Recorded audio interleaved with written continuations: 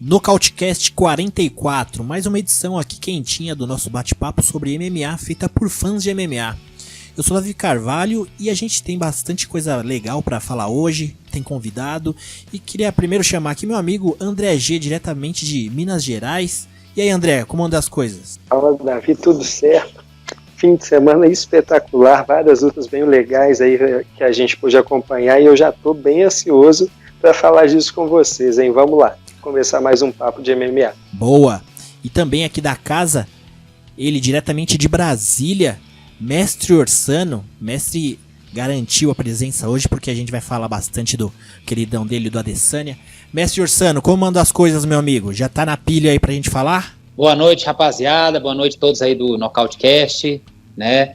Estamos aqui para tristeza de muitos e alegria de pouquíssimos, né? Para oprimir sempre a pachecada, né? Só que a pachecada agora ela vai... Durante o cast nós vamos conversar um pouquinho sobre essa pachecada. Nós vamos conversar um pouquinho. Tamo aqui. Mestre tá on fire hoje, hein, mestre?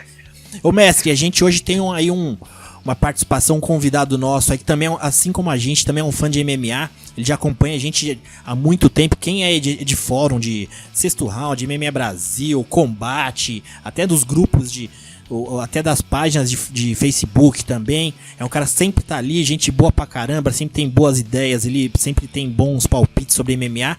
É o nosso amigo aí, diretamente de Las Vegas, Lorenzo Fertitta. Ô Lorenzão, muito obrigado pela presença, meu amigo. É um prazer ter o ex-dono disso tudo que a gente gosta com a gente aqui hoje.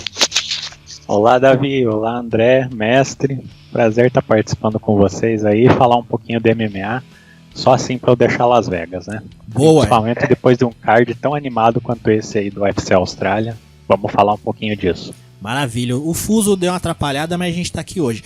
E o Lorenzo, fala pra gente aí como que começou aí seu interesse por MMA, desde quando você gosta e como que é a sua participação aí dentro dos fóruns das comunicações que a gente tem aí que todo mundo conhece. Então, eu comecei, a primeira luta que eu assisti foi Anderson Silva contra o Yushin Okami 2. Rio, né? Assisti por um acaso, tava zapeando nos canais lá, achei, daí peguei já nessa luta.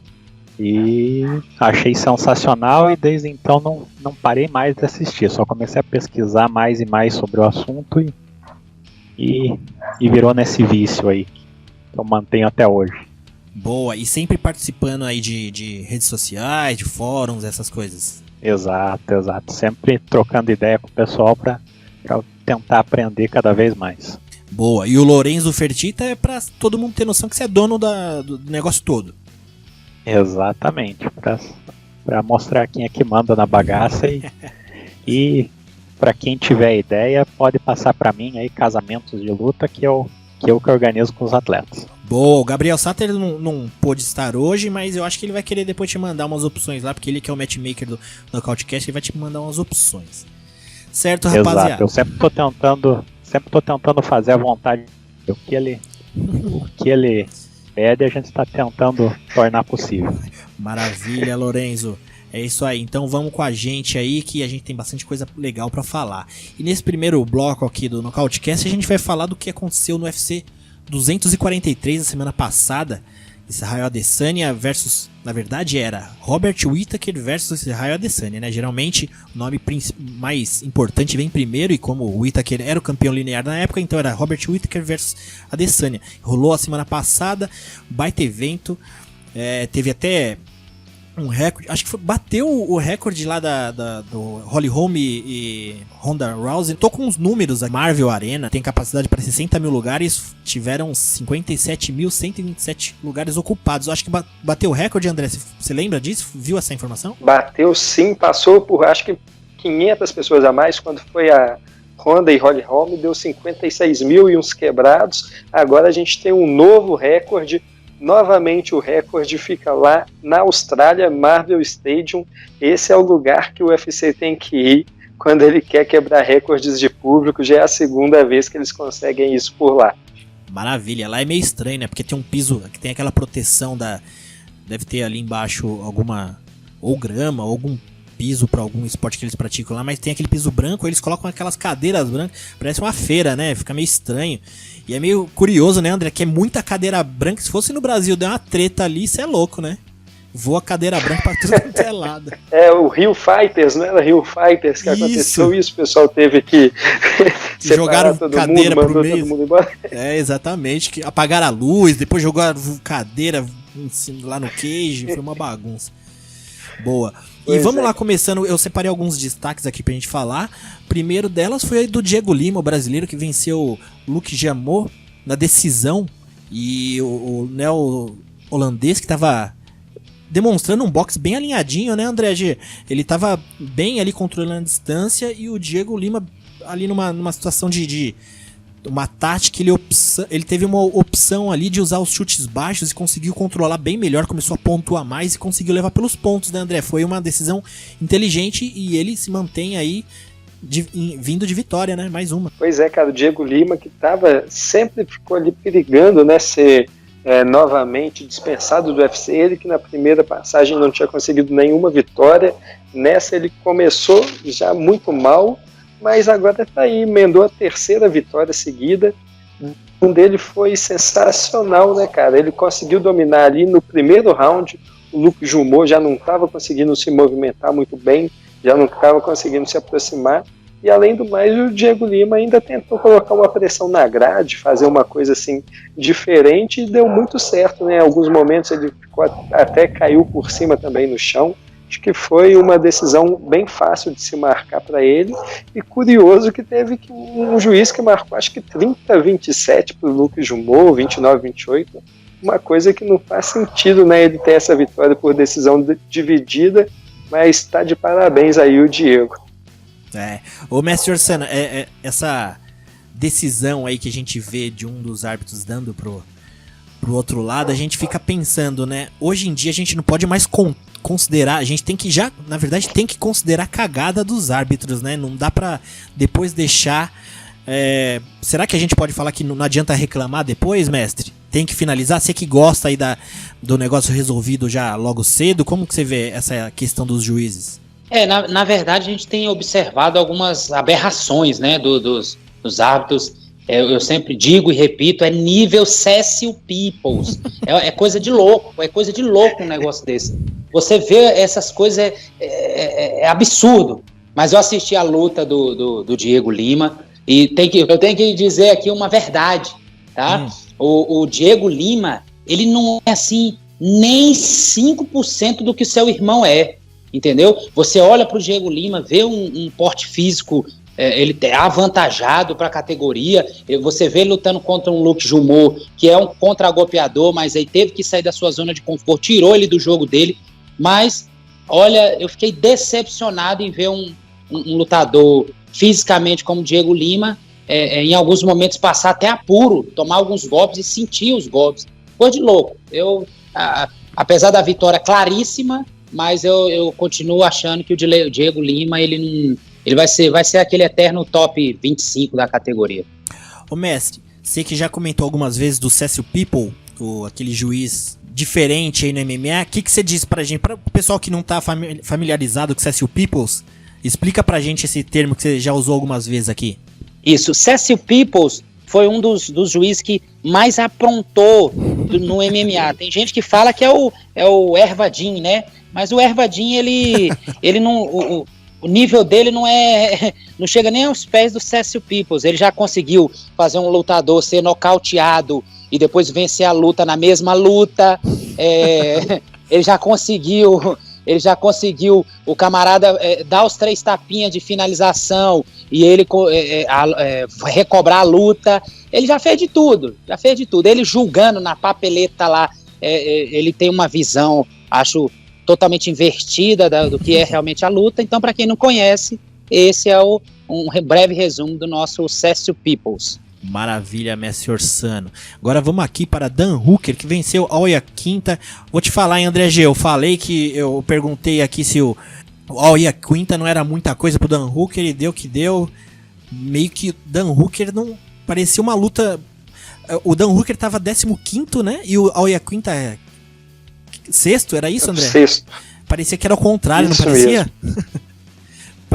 parecia Com que certeza, parecia que o Dan Hooker era o sexto e o Aoya Quinta lá pra baixo no ranking. Ô Lourenço, o que você achou dessa luta? Você gostou do domínio do Dan Hooker?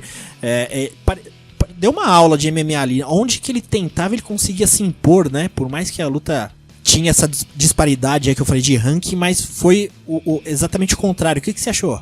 Olha, eu fiquei surpreso com a superioridade que o Hooker encontrou. Na minha opinião, ia ser uma luta equilibrada, né? Não tinha um favorito claro.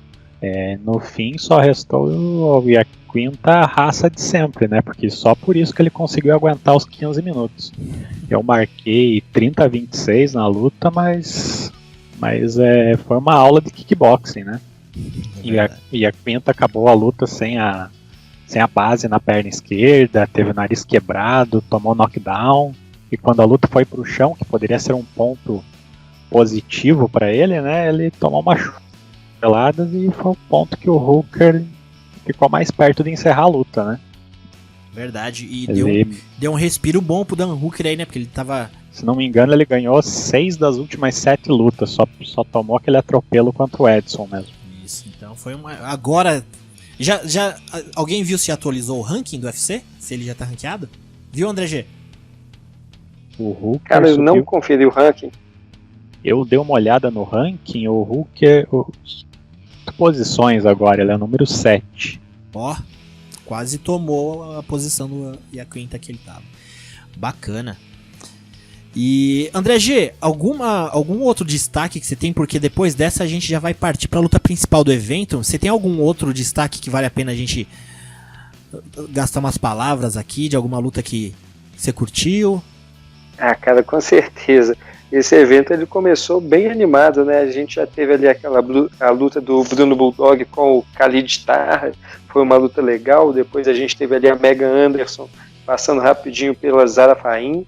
Mas a melhor luta da noite, a luta que a gente não pode deixar de destacar, foi ali a guerra do Brad Riddell contra o Jamie Mullar, e a luta foi a quarta luta da noite, a luta que acabou na decisão.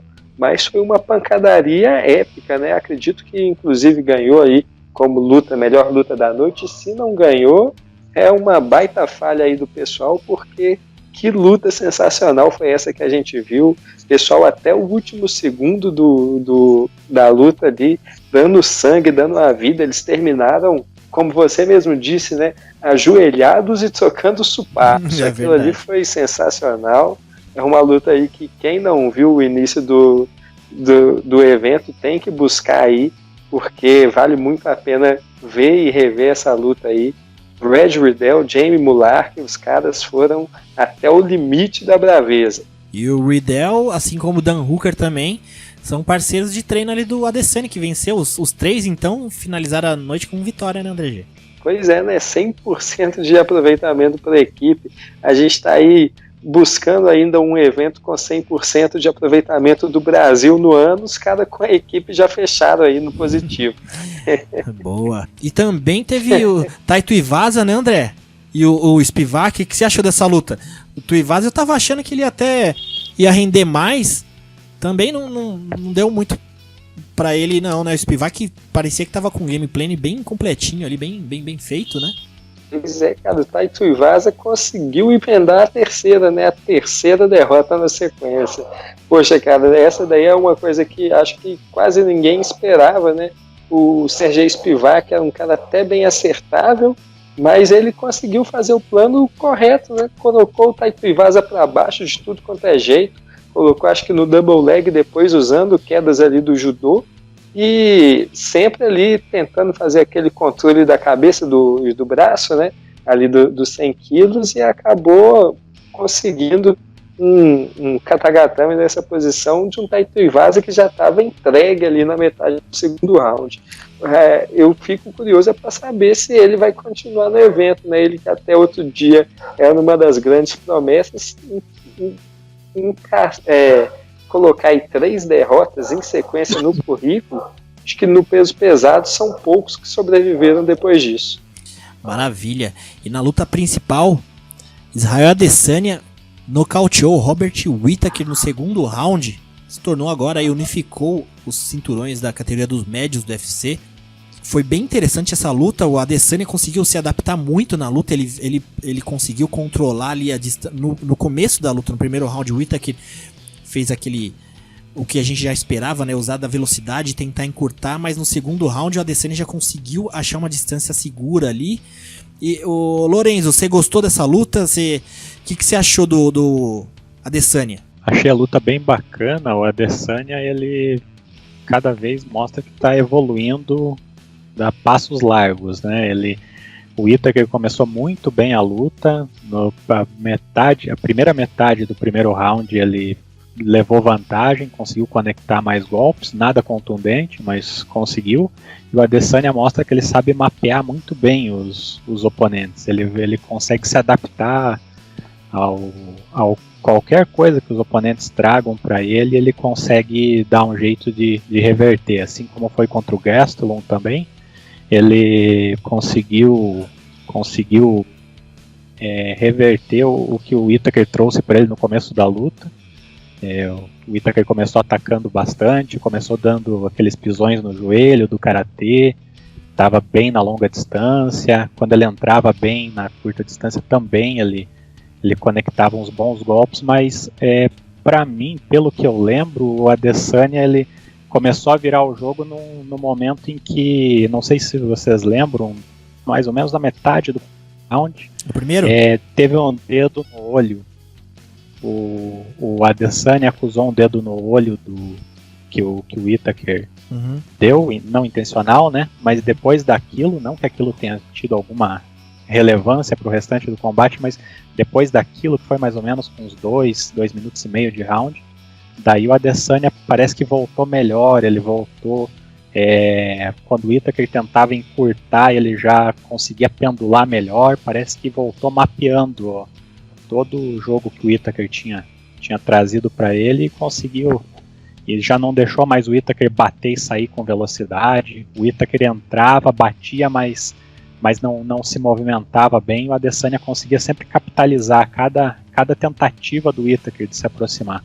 Eu achei que ele foi muito bem ali. Ele sabe fazer uma leitura muito boa da luta. Tem um QI de luta muito alto, melhorando cada vez mais. Boa. O Mestre Orsano, quero saber de você. O Robert Whittaker é um lutador que todo mundo conhece, a gente que é fã dele. Ele tem uma capacidade técnica muito boa. Ele é muito inteligente, né? Depois que ele subiu para essa categoria ainda dos médios, ele melhorou muito. Tava vindo aí de 2 vitórias sobre o Yoel Romero. O Romero é o lutador que a gente já conhece, né? Acima da média. Vem vitória também sobre o Jacaré. Também. E essas 3 lutas que eu citei, 2 lutas de 5 rounds contra o Romero e a do Jacaré foram 2 rounds, mostrando que o Whittaker era um cara bem tecnicamente fora da média. E o que você acha agora dessa vitória do Adesanya, mestre? Você acha que foi o suficiente ali para mostrar a capacidade do Adesanya? Ou você acha que ainda falta coisa para ele mostrar que de fato... Como que você enxerga essa vitória pro Adesanya, mestre? Na verdade, a gente precisa entender uma coisa, né? O brasileiro e o fã muito sem noção, ele é passional demais. O negócio dele é o camarada que se tornou campeão hoje, pronto, agora ele é um imbatível, ninguém vai bater nele. Então já estão transformando o Adesanya num novo Jones, né? Já estão transformando, já até tem gente cogitando essa luta já existe isso aí. Então o brasileiro, e muito por culpa do canal Combate, que é um canal que gosta desse tipo de provocar esse tipo de fã, que, ao meu ver, ele traz mais malefícios do que benefícios, né? Que esse mesmo que apoia hoje incondicionalmente, o dia que ele perder, o cara já não vale nada. Isso, um grande exemplo é o José Aldo. Enfim, Então essa pachecada que eu combato sempre, agora tem transformado a Adesanya num deus, né? O Whittaker é um guerreiro, é um lutador honrado, né? Não tem fanfarrice no seu currículo, então eu estava torcendo muito por ele contra o Adesanya, que é um marrento, é um cara cheio da marra, né? Prepotente, arrogante, mas infelizmente o aspecto técnico da luta ficou muito claro que a precisão e o time do Adesanya é muito, muito, muito superior aos demais. Porém, hoje uma arma para um striker contragolpeador como ele é um brawler, um lutador brawler com queixo duro e mão pesada. Por pouco ele não foi nocauteado pelo Kelvin, né, Gastelum. Então, é isso que eu faço a leitura da luta. Foi um atropelo, né, a verdade é essa. Porém, até o knockdown no finalzinho do round, tem até uma polêmica, não sei se vocês estão sabendo aí, de que a mão do Adesanya entrou no Whittaker, ainda faltava de 12 a 10 segundos, e o juiz parou logo ali e encerrou o round. Se vocês observarem, eu não sei se vocês acompanharam isso. Não, acompanharam? Eu não vi isso, não. Na verdade, eu vi que no primeiro knockdown ali, no primeiro round, eu até vi aquela entrevista com a Megan Olive que teve depois com o Adesanya. Ele fala exatamente disso, que no primeiro knockdown, o Whittaker caiu, ele pensou em ir pra cima, mas quando ele viu o juiz ali separando, ele parou. Mas eu não notei isso não, mestre. Depois eu vou dar uma olhada. Pode olhar, eu tenho um vídeo exatamente do momento, eu vou mandar depois aí. Então podia ter sido mais cedo, então, a luta. Isso é uma polêmica que dizem que houve essa proteção, esse erro, né? Uhum. Esse erro em favor do Whittaker. Mas enfim, venceu o melhor lutador naquela noite, e me pareceu que o jogo realmente não irá casar. Isso é uma verdade, né? E não entendi. Espero muito, torço muito hoje pelo Paulo Borrachinha. Acredito que o Paulo Borrachinha... Mestre, eu não entendi. Você falou que o jogo não ia casar com o Whittaker? Eu não entendi. O jogo não casou e não irá casar. Uhum. Então, você quer dizer muito... que qualquer se tiver a luta de novo, ainda continua não casando o jogo? Isso que você continua não casando o jogo para o Whittaker. Maravilha. E André G, eu tava pensando nessa luta com o Whittaker, né? O Whittaker, ele tinha duas opções nessa luta que eu vejo, né, que eu acho. Uma foi o que ele fez, de fato ir pra cima ali, não dá tempo pro Adesanya se encontrar no jogo, né, já ir pra cima e tentar liquidar, foi o que a gente viu que ele tentou fazer, até conseguiu acertar alguns golpes ali. E a outra opção seria levar uma luta mais na maciota, estudando, né? E eu vi muita gente falando isso. Não, o Whittaker errou porque ele foi com sede ao pote, já foi pra cima. E eu também, eu não sou nenhum especialista em luta, mas eu me vejo assim, se você não for pra cima de uma vez e for tentar estudar e dar tempo pro Adesanya pensar na luta, eu acho que é tão difícil quanto, né, André G? Porque ele é um cara muito cerebral, ele se adapta muito. Então, assim, se você der tempo pro Adesanya entender o seu jogo, é uma questão de tempo, né? Como foi com o Kelvin Gastelum. O que você acha, André? É um conjunto de fatores aí que acho que trouxe essa derrota pro Robert Whittaker. Esse é um fator que eu tendo a concordar com o pessoal. Acredito que ele realmente foi um pouco com muita sede ao pote, mas não acho que seja esse o principal fator. Acho que tem muito da questão de ele estar há muito tempo parado, né? Já era 1 ano e meio, 1 ano e 7 meses sem lutar. Acho que isso faz muita diferença, principalmente nesse nível, né? Enquanto ele ficou aí todo esse tempo sem lutar, no mesmo período o Adesanya fez 4 ou 5 lutas. Então tem uma diferença muito grande de ritmo de luta, né? Enquanto um estava parado no estaleiro, o outro lutador estava evoluindo e ia fechando ali alguns buracos do seu jogo.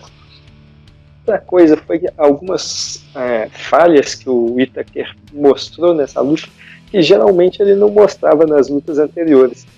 Eu tinha, inclusive no podcast anterior, já tinha dito, né, que ele tinha crescido, né, tinha emendado essa sequência fazendo lutas com wrestlers, fazendo lutas com lutadores que não tinham o striking como base, e que a última luta dele, a última derrota dele, tinha sido justamente para um striker técnico, striker habilidoso, que tinha sido o Stephen Thompson lá no peso meio médio.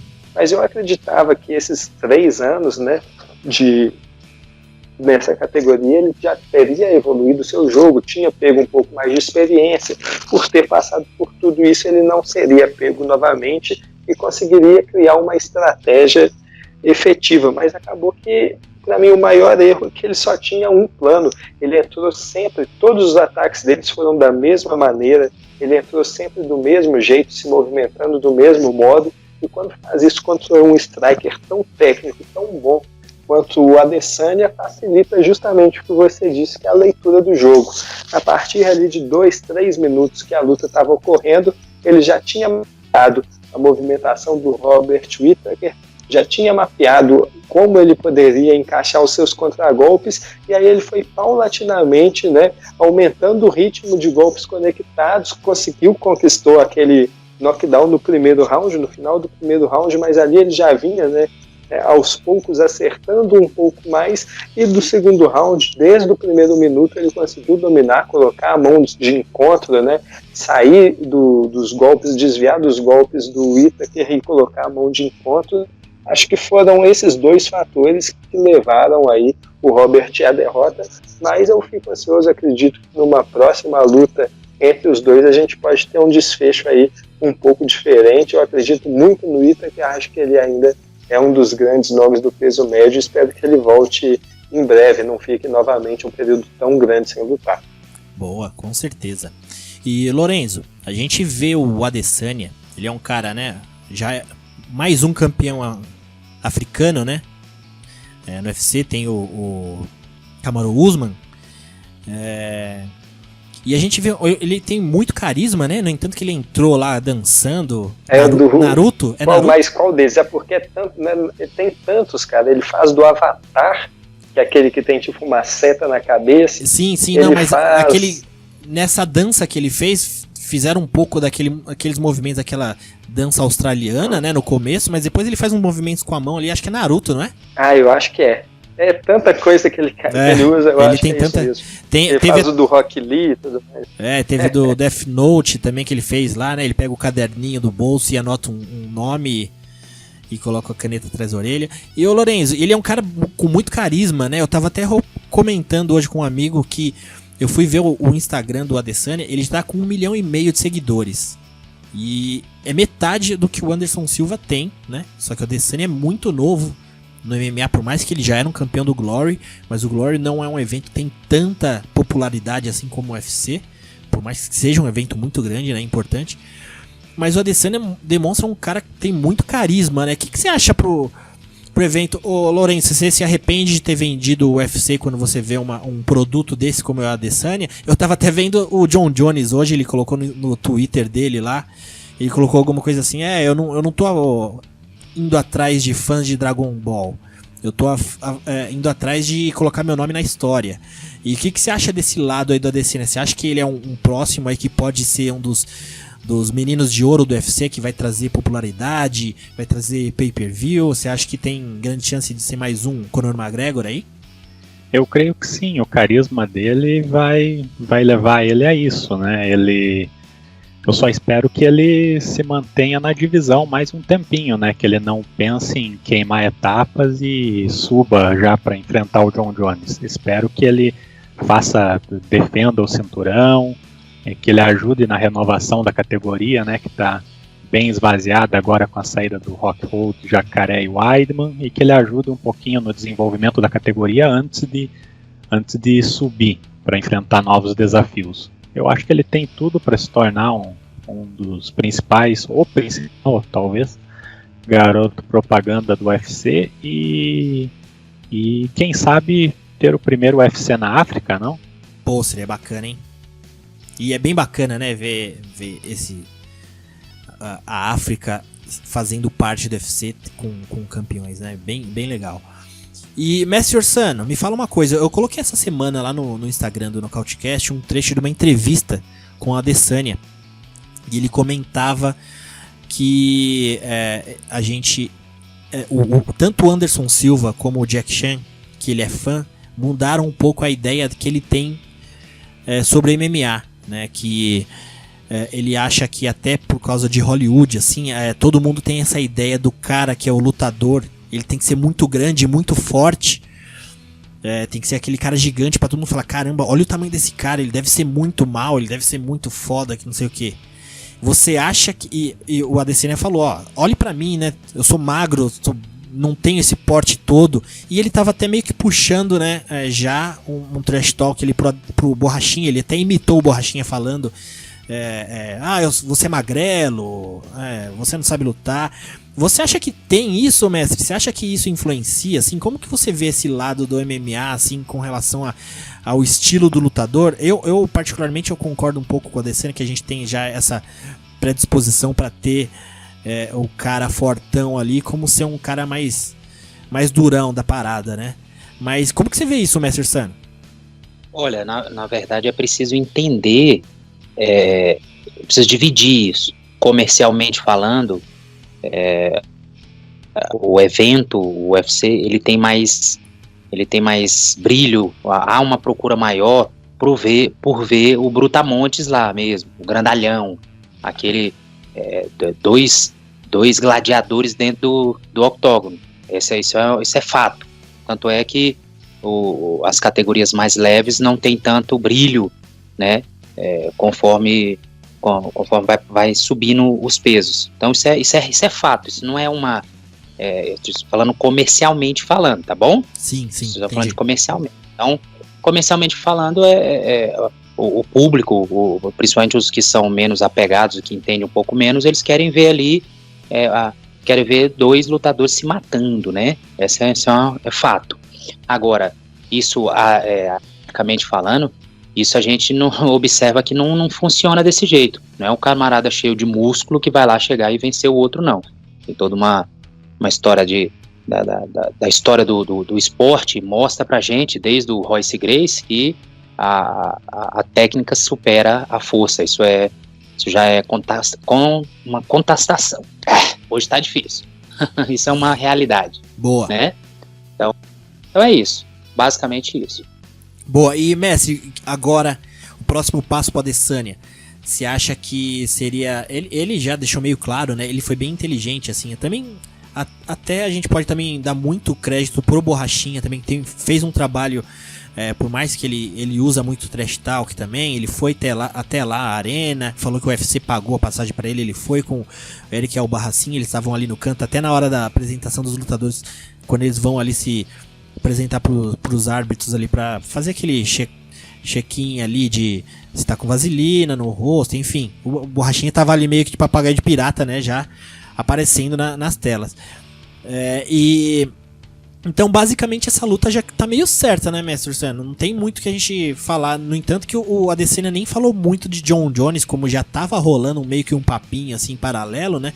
Até o Dana White confirmou que poderia rolar essa luta. Então, não tem muito o que fugir, né, mestre? Adesanya e Borrachinha. Na verdade, o Borrachinha ele subiu de patamar e conseguiu essa luta ao vencer, entre aspas, né? Que é a controvérsia dessa luta. Ao vencer o Yoel Romero, né? Então essa luta tá mais do que certa. Acredito que se não houver contusões é a luta. E já quero deixar um recado aqui pra Pachecada. É um recado que o Mestre Ossano vai deixar pra vocês. Torcida total pra Adesanya. Vocês que estavam torcendo para o Adesanya contra o Whittaker, não mudem a torcida de vocês. Ninguém quer que vocês torçam para o Paulo Borrachinha. Permaneçam torcendo para o Adesanya, tá? Porque não tinha motivo nenhum de torcer para a Adesanya contra o Whittaker. Mas já que vocês assim fizeram, não inventem de torcer para o Borrachinha. E tenho dito.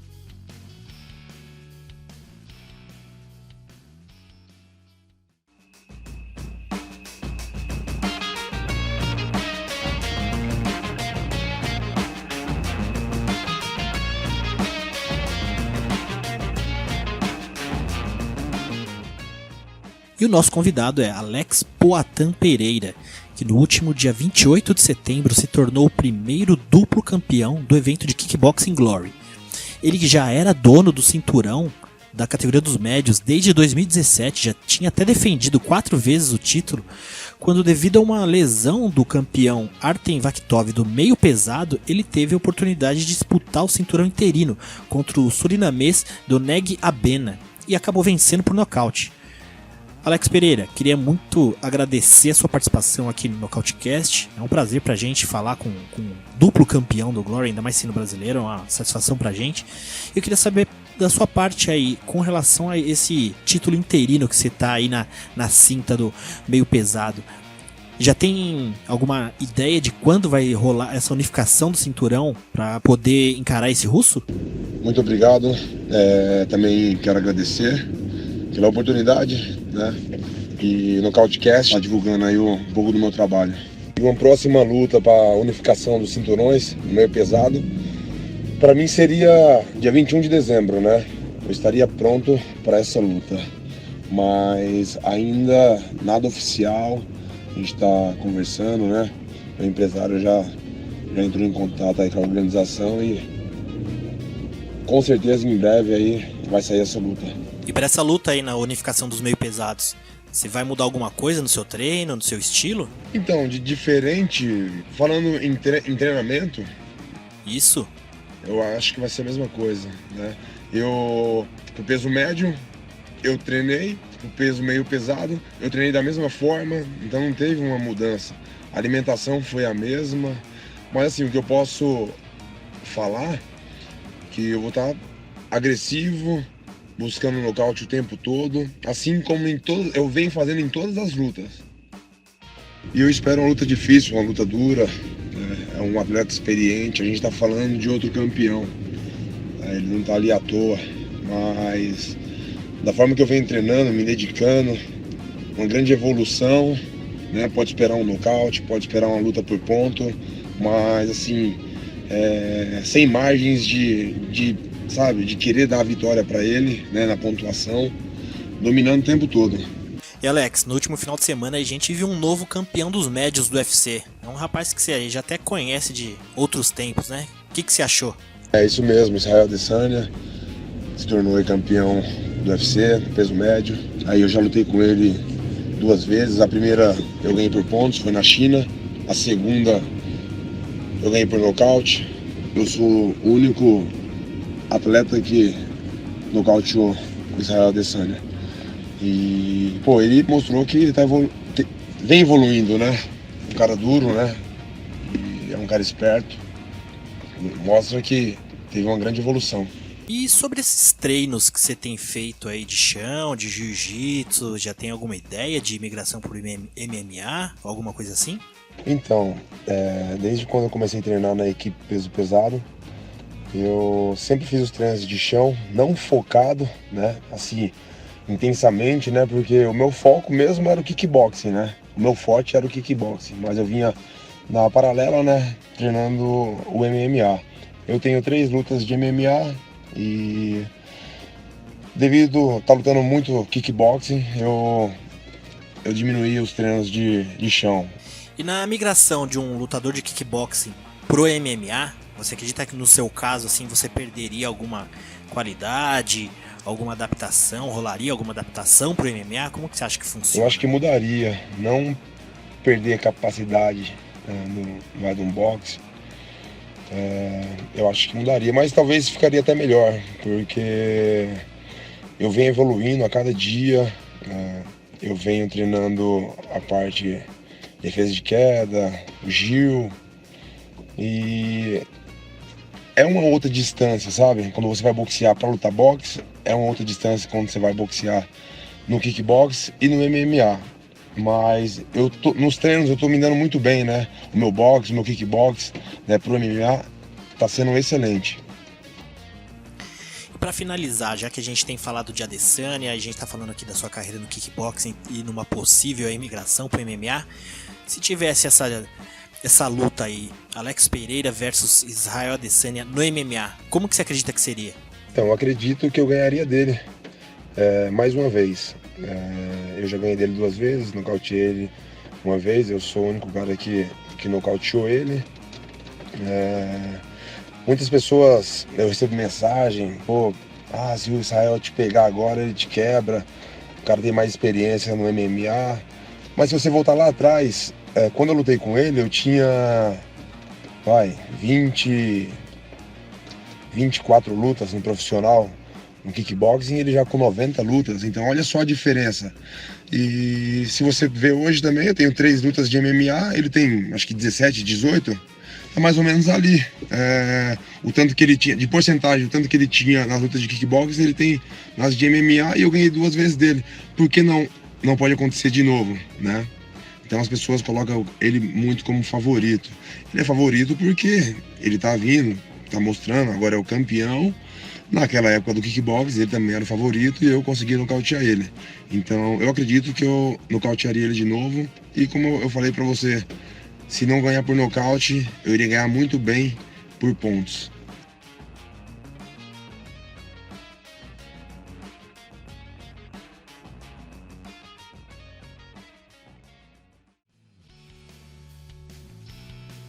UFC Fight Night, Joanna versus Waterson. Até que enfim usaram o termo o termo não, né? O primeiro nome da Joanna no lugar de usar o sobrenome, porque todos os eventos eles usavam sobrenome pra gente ficar falando aqui, é meio complicado. Então agora o evento é Joanna versus Waterson. O UFC, mais conhecido também como UFC Tampa, vai rolar sábado agora, 12 de outubro. Vai ser na Melee Arena, em Tampa, nos Estados Unidos. Rapaziada, eu separei aqui 3 lutinhas pra gente comentar de uma forma mais completa, e a primeira delas é pela categoria palha da feminino, Mackenzie Dern, brasileira, americana brasileira, não sei o que a gente ainda tem que considerar. Hoje eu tava vendo a entrevista da Mackenzie Dern pro Ariel Helwani, eu vendo a entrevista dela em inglês, eu acho que ela é brasileira, mas quando eu vejo ela dando uma entrevista em português, eu acho que ela é americana, né, André G? Ela tem um sotaque assim, se você vê ela falando em inglês, parece que é um brasileiro falando inglês.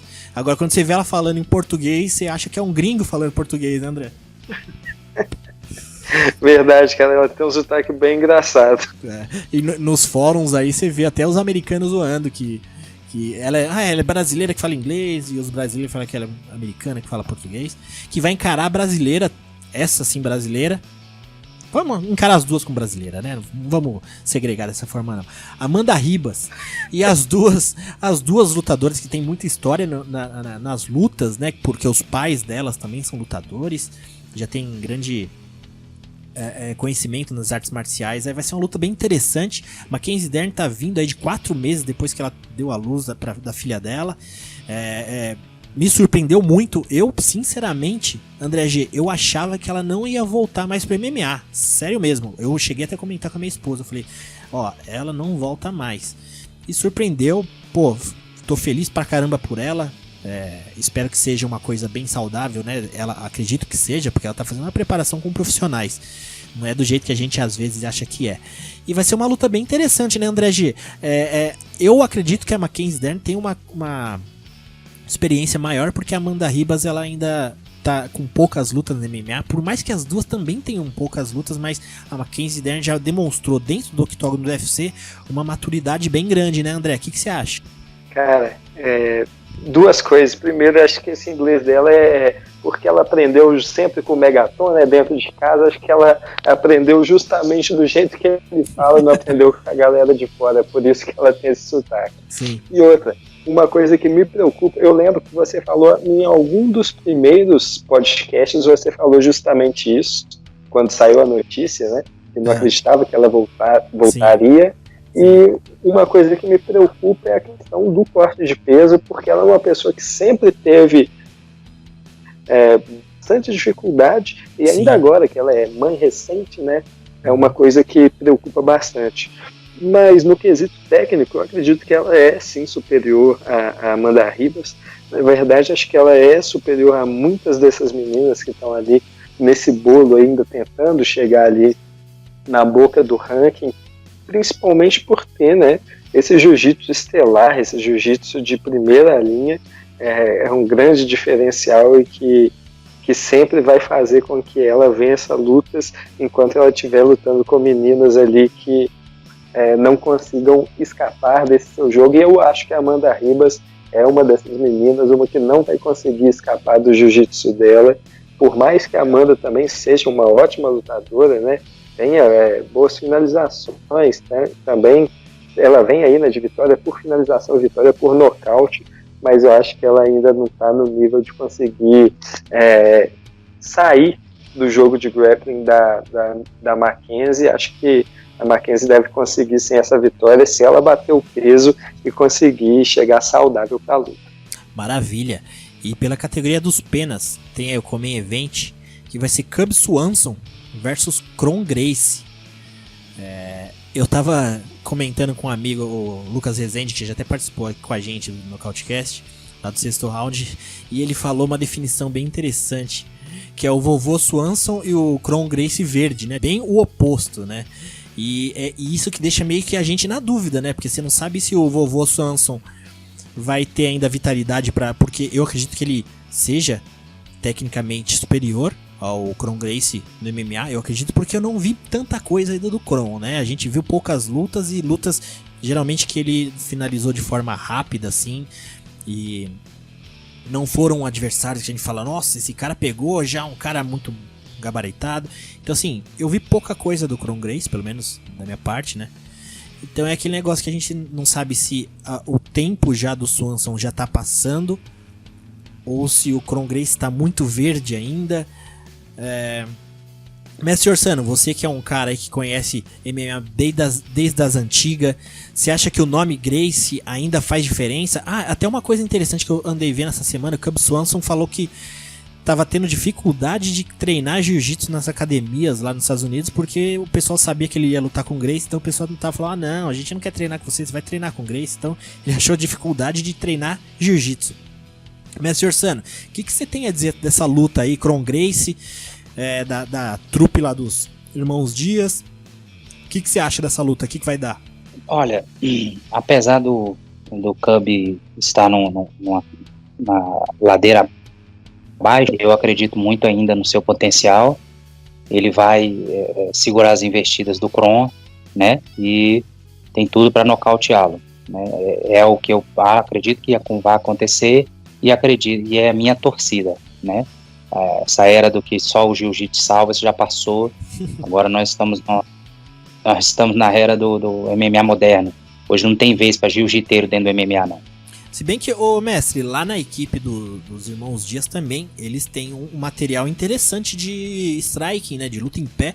Os próprios Irmãos Dias também tem a luta em pé também tem uma forma interessante também. Acho que o Kron também não deve estar tão desfalcado desse lado. Você acha que ele pode trazer alguma coisa aí? Porque ele não mostrou muito ainda, né, o poder de striking dele no UFC, né? Nem no MMA ele tem tanta pouca luta. O que você acha? Na verdade é o seguinte, o que os Irmãos Dias têm a oferecer é o boxe Lango. Para quem não conhece, esse é o boxe dos Irmãos Dias, né? Aquele boxe que é mão de pantufa, mão de fada, que não acontece nada, mas acaba tendo uma efetividade pela quantidade, né? Até tapa de mão aberto o Nate conseguiu dar no Conor McGregor. Então, a única coisa que eles têm para oferecer é isso. Não acredito que não há grande trunfo nessa área. Acredito que o Cub vai manter a luta em pé e deve vencer ou nocauteando ou na decisão. Pô, Messi, você não acha que o Kron é o cara que vai destronar o Khabib aí com o jiu-jitsu dele? Falaram isso do Charles, né? Foi ventilado, era o Charles. Acredito que não dá nem para se falar disso em Kron, Khabib, isso aí não cabe nem na mesma frase os dois. E você, André G, o que você acha dessa luta? Cara, eu sinceramente eu não sei nem o que pensar, né? É igual você falou lá no começo, é um cara aí com tonelada de experiência e um cara que tá começando agora no esporte. Maravilha, André G. E na luta principal do evento a gente vai ter ela, que tem um nome chato de falar, a polonesa Joanna Jedrzejczyk, que vai encarar a Michelle Waterson, que tá vindo também numa sequência boa agora aí. A Joanna que ex-campeã da categoria. Vamos ver se ela vai vir empolgada agora. Uma luta curiosa, porque eu particularmente eu quero mais ver como a Joana vai estar retomando aí agora pro UFC, encarando a Michelle Waterson, que deu uma evoluída boa na carreira dela. A Joana que tá vindo de derrota, né, da Valentina Shevchenko. E o Lorenzo, o que você acha dessa luta? A Michelle Waterson, eu até vi, eu li em algum lugar esses dias que ela tá sendo até agenciada pela IMG, né, que é a empresa que comprou de você o UFC, né? Então, e ela deu uma evoluída muito. Teve um momento ali que estavam até falando pra ela já disputar o cinturão, aí acabaram fazendo aquela luta da Weili Zhang. O que você acha dessa luta? Joana, ela é uma excelente striker, né? Mas ela vem aí basicamente de 3 derrotas, tem uma vitória sobre a Tisha Torres nesse meio do caminho. E pegando uma Michelle Waterson que tá empolgada, treinando pesado e vindo de uma evolução. O que você acha dessa luta, Lorenzo? Eu acho que ainda que a Michelle esteja evoluindo, a evolução dela não é tão grande para ela conseguir vencer a Joana.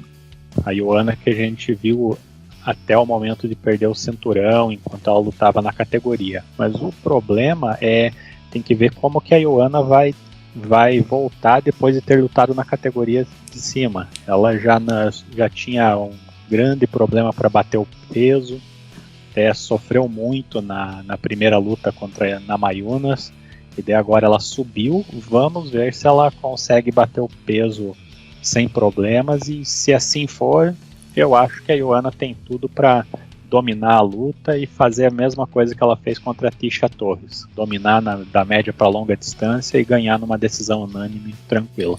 Boa. E André G, você acha que numa potencial vitória de alguma delas, potencial vitória não, né? Uma delas vai ter que ganhar, mas a vencedora dessa luta já tá de cara com o title shot?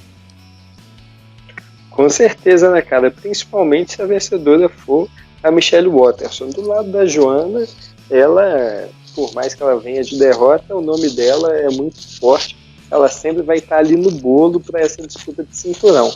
Agora, se a Michelle conseguir provar que ela realmente já tem caixa para bater uma lutadora contra a Joana, então é só questão de tempo para ela fazer ali a disputa pelo cinturão e colocar o ouro na sua cintura. E André G, um palpite aí, quem que você acha que vence? Polonesa ou americana? Joana. Você acha? Joana, cara. Nessa categoria, acho que realmente só, pelo menos por enquanto, a Rose Namajunas para bater a polonesa. Ela que para mim continua sendo o grande nome dessa categoria. Boa. E Lorenzão, e você? O que você acha aí? Michelle Waterson ou Joana? Vou de Joana também, tranquilamente. Eu acho que a gente vai ser ainda surpreendido pela Michelle Waterson. Eu acho que ela evoluiu bastante. Eu acho que ela tá num estado mental assim bem bacana, que pode até evoluir exponencialmente assim o treino dela e melhorar. E André G, agora ela também tá na próxima desafio dela de ser a primeira mãe campeã do UFC, né? Você acha que ela consegue chegar lá passando a Joana, depois encarar a Weili Zhang? Se a Michelle Waterson, agora ela não quer mais ser a gostosa do karatê, né? Então se ela conseguir bater a Joana e a Vetite, meu cara, o céu é o limite. Tudo vai ser possível para ela nessa categoria. Então, realmente, conseguiu aí, o ouro logo vai estar na cintura dela. Boa. E eu que já falei que a Mackenzie não ia conseguir voltar depois da maternidade. Se eu falar agora que a Michelle não vai conseguir ser a primeira mãe campeã do UFC, ô André G, eu vou ser tirado como machista, né? Daqui a pouco as feministas estão aqui batendo na porta de casa, né? Mas pelo contrário, torço vai muito ter até manifestação, cara. Você é louco. Pelo abaixo contrário. Davi Carvalho. Torço muito pela Michelle, que vença melhor. Mas André G e Lorenzo, eu vou deixar meu palpite aqui. Eu tô com um feeling, não sei não, mas eu acho que vai ficar estranho pra Joana, viu? Eu não sei se é pelo hype negativo que ela tá criando aí por tá vindo uma sequência de 3 das últimas 4 lutas, 3 derrotas. pela evolução que eu vi da Michelle Waterson também, eu vi também uns vídeos dela treinando com o marido, que também é ex-lutador. Ela parece estar num espírito bem interessante, assim, bem positivo. Vamos ver aí, que as duas tragam uma boa luta. Certo, rapaziada? André G, o Gabriel Satter não tá aqui pra trazer mais umas novidades do mundo da luta aí. Queria ver com você se você tem algum destaque interessante desse card aí, que vale a pena a gente comentar. Cara, eu não tenho um destaque, mas tem uma coisa que eu quero comentar. Eu já tinha me esquecido disso e agora que você me falou do Gabriel, eu lembrei uma revelação que a gente teve na semana passada. Acho que é uma coisa para mudar o nosso conceito sobre lutador, que é o Michael Bisping. Depois de anos, né, já são 2 anos aposentados, ele finalmente revelou qual era o problema que ele tinha no olho direito, e a verdade é, ele não tem mais o olho direito. Você é louco. Ele fez as últimas 11 lutas da carreira dele. Nessas últimas 11 lutas, ele teve vitórias sobre Anderson Silva, conquistou o cinturão contra o Luke Rockhold, devolveu a sua derrota lá contra o Dan Henderson, né? Então, assim, as principais lutas da carreira dele, ele conquistou tudo isso sem um olho, cara. Esse cinturão de bad motherfucker aí que eles vão dar pro vencedor de Nate Diaz ou do Jorge Masvidal, esse cinturão tem que ter a cara do Michael Bisping, porque a partir de agora, pra mim, ele é o cara mais durão que eu já vi nesse esporte.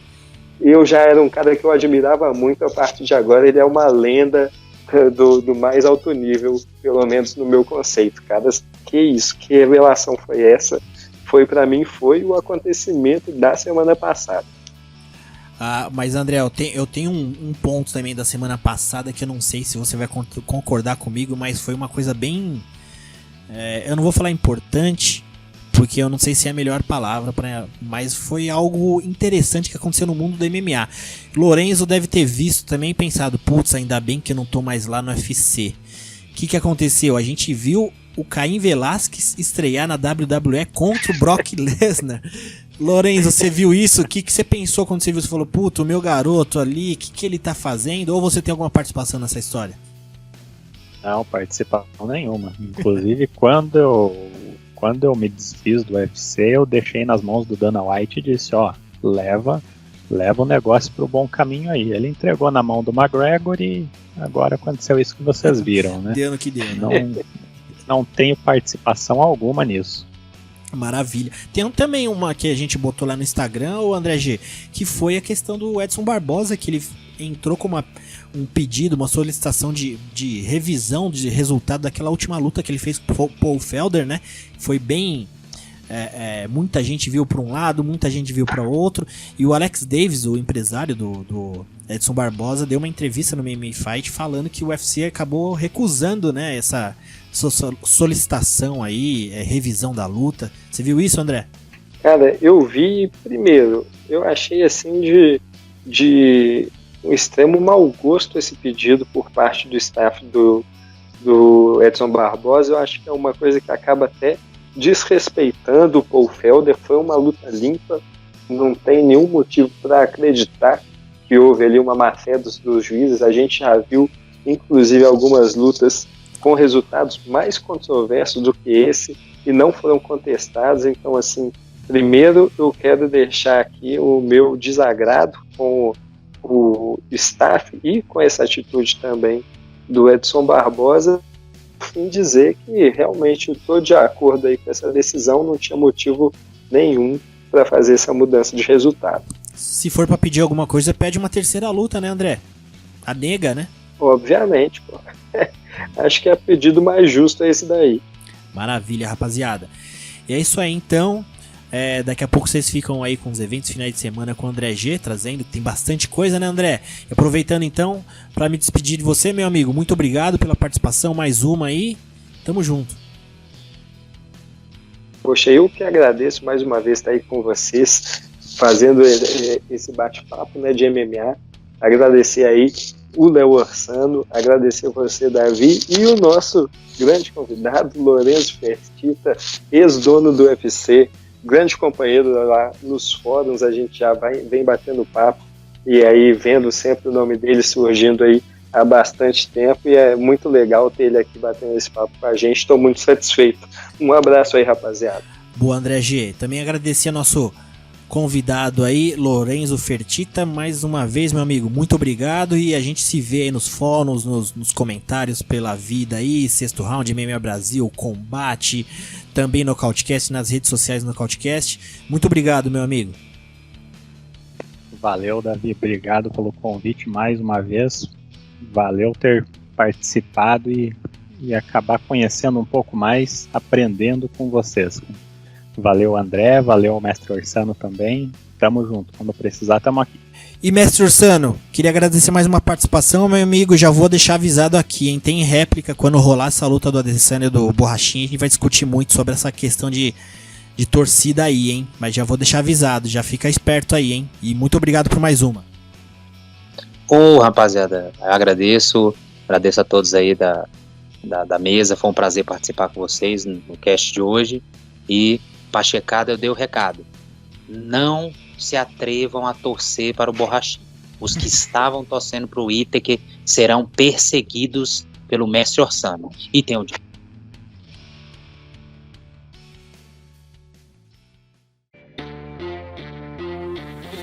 Eventos do final de semana. Fala pessoal, tudo certo? Aqui é André G, mais uma vez trazendo para vocês o que acontece de melhor no mundo do MMA, além do UFC. Final de semana bem divertido, vamos ter vários eventos, dentre os quais 3 deles se destacam, começando aí com o PFL Playoffs 2019, o início aí, né, da definição dos finalistas para as categorias peso pena feminino e peso meio médio masculino. O evento vai ser bem legal, os vencedores dessa noite terão que fazer mais uma luta, né? Então teremos as quartas de final e as semifinais dessas duas categorias, sendo que aí entre as mulheres teremos Kayla Harrison contra Diana Fabian e Sarah Kaufman contra a brasileira Larissa Pacheco. Vale a pena destacar também o peso meio médio masculino, que está bem legal. Temos alguns ex-UFCs, John Howard, Davi Michaud, ex-Bellator Sadi Boussi, que vai lutar contra o finalista do ano passado, Ray Cooper III, o campeão do ano passado, Magomed Kerimov, luta também contra o Chris Curtis, e teremos aí o brasileiro Glaico França, tentando estender aí a sua série de vitórias para 9 vitórias consecutivas desde a sua liberação do UFC, contra o português André Fialho. Estamos aí na torcida para que o Glaico consiga essas 2 vitórias e se classifique aí para as finais do torneio de 2019 e continue na disputa pelo prêmio, né, de $1 milhão, $1 milhão, né. Teremos também o Rising FC número 19, esse evento que vai ser liderado pelo Kai Asakura versus Uka Sasaki. O Kai Asakura, para quem não sabe, é um lutador japonês que acabou de vencer o Kyoji Horiguchi. O Kyoji Horiguchi era o campeão da categoria, tinha vencido também o campeão da categoria do Bellator, estava se mostrando e se provando como o melhor dos pesos galos do mundo. E aí o Kai Asakura foi lá e colocou água no chope dele e já vem voltando rapidinho para fazer essa luta contra o Uka Sasaki. Teremos ainda o brasileiro Fábio Maldonado numa luta em peso casado contra o campeão peso médio do Rising, Jiri Prochazka, essa luta que não vale o cinturão. Teremos também aí o início do GP do peso leve do Rising, nos quais lutarão aí os brasileiros Luiz Gustavo, Patrick Pitbull, Roberto de Souza, e também teremos aí alguns lutadores já conhecidos do grande público, como Tatsuya Kayajiri e Johnny Clayce. Para fechar o final de semana, no sábado teremos aí o Bellator. Esse evento do Bellator será liderado pelo já conhecido striker, né, o Melvin Manhoef, ele que vai lutar contra o Yannick Barrat. Teremos também o brasileiro ex-campeão dos médios, o Rafael Carvalho, vai lutar contra o russo, um lutador bem duro, Vadim Nenkov. Um evento aí sem mais grandes nomes, um evento sem grande chamativo, mas que vale muito a pena principalmente por essa luta do brasileiro Rafael Carvalho contra o Vadimenkov, para a gente saber aí o que esperar do brasileiro, uma vez que ele está fazendo essa luta lá no peso meio pesado. Acho que é a estreia dele pelo peso meio pesado. Certo, pessoal? Esses são os eventos do final de semana, são as lutas que valem a pena. Além desses, temos vários outros eventos acontecendo, mas acho que vale muito a pena o pessoal ficar ligado nesses 3 eventos, Rising, PFL e Bellator, que com certeza teremos lutas fenomenais saindo aí nesses eventos. Um abraço, rapaziada, e até a próxima.